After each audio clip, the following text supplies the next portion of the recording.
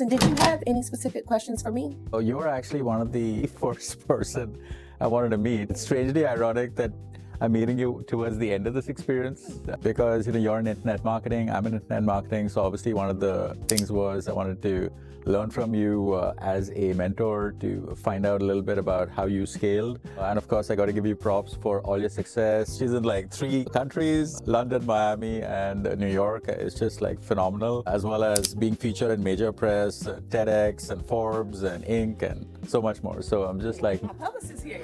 yes, absolutely. So, I mean, she's amazing. So just so you know, if you didn't know that already, you have like really serious accomplishment. And I'm just curious as to how are your customers finding you? Are you working with them directly or are you working with them through their handlers? Oh, it's a mix. It's a mix because we work with brands that may be not necessarily startup, but they haven't quite made it to the 7-figure, 8-figure mark. So their needs may be a lot different from our clients that may be in Target, Walmart, things of that nature. So for the smaller business, I'll say they find us directly through social media. Okay. I've probably only had to run ads out of 11 years, maybe 4.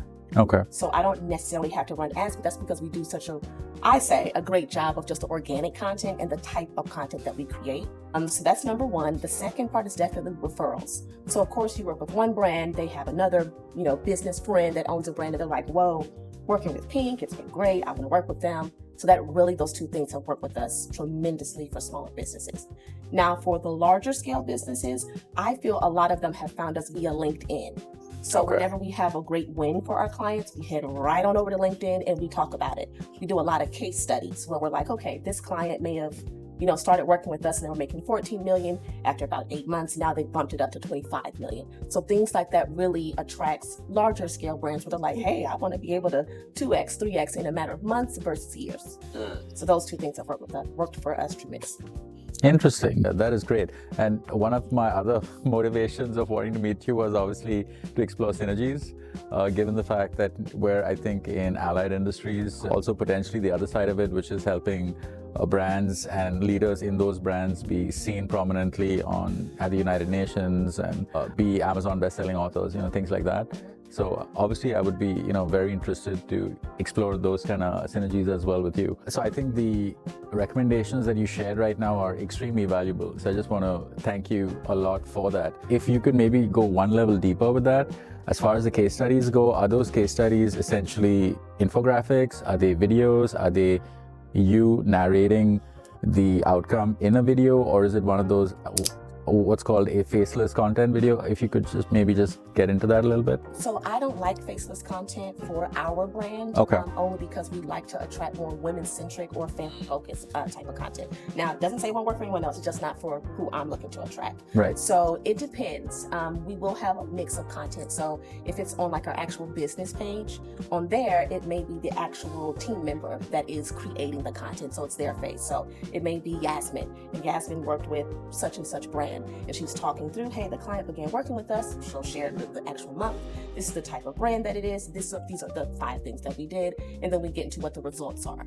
On my personal brand page, it's different because it's very important for me to also show my face too as the owner of the business. And because that's how we start to really garner traffic with just me. I started as a one-woman show, so I still make sure I create content too.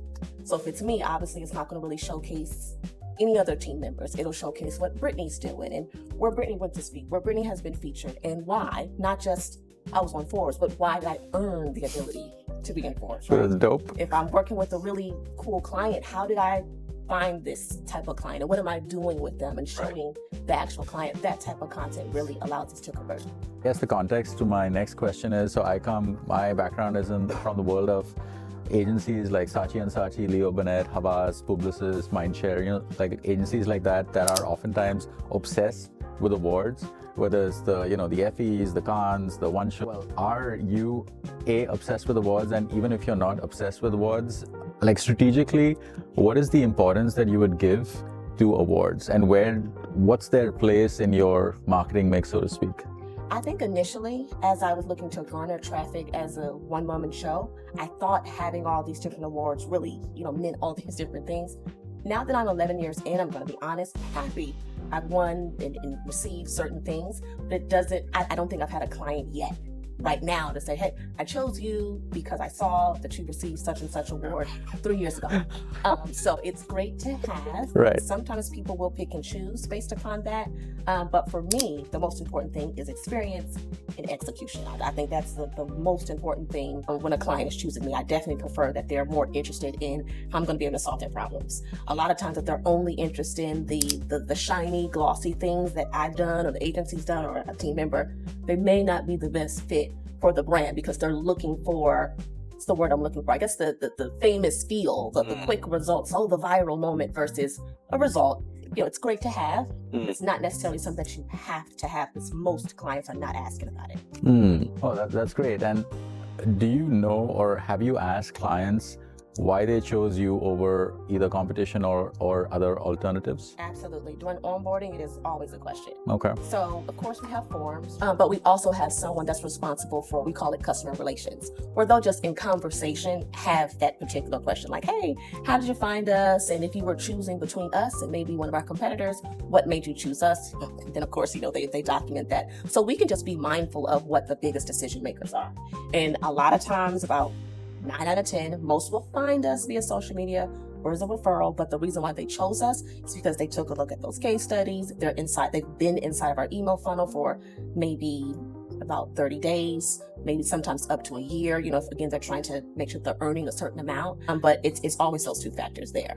But yeah, this has been, absolutely phenomenal. And yeah, I literally could spend the entire day just sitting here asking you questions, trying to, learn by osmosis.